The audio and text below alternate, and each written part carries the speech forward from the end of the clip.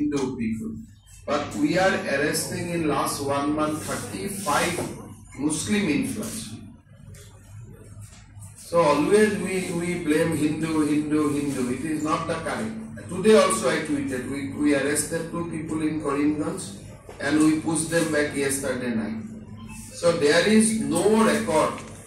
অসমতে হক সব জায়গাত মানুহে ভাবে খালি হিন্দুৱে বেয়া কামবোৰ কৰি থাকে যিমানটা লাষ্ট মই 30 দিনত every day I put it on tweet we have intercepted and pushed them back and fortunately unfortunately they are all belongs to one community not from Hindu community. Hindu is fighting and no Hindu is trying to come to India.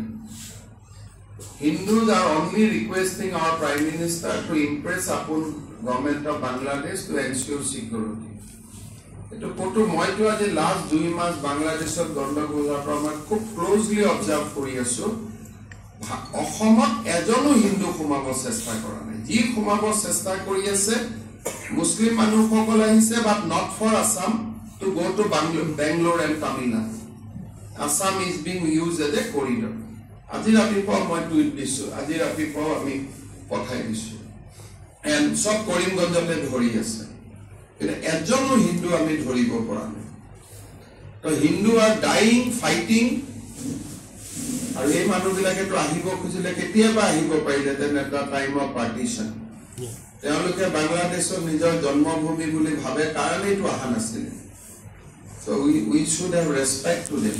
From which side they are entering? From Tripura or any? Karimganj then by train to Bangalore, Tamil Nadu. So Tripura government to dhori ase, amiu dhori aso, BSF yo dhori ase.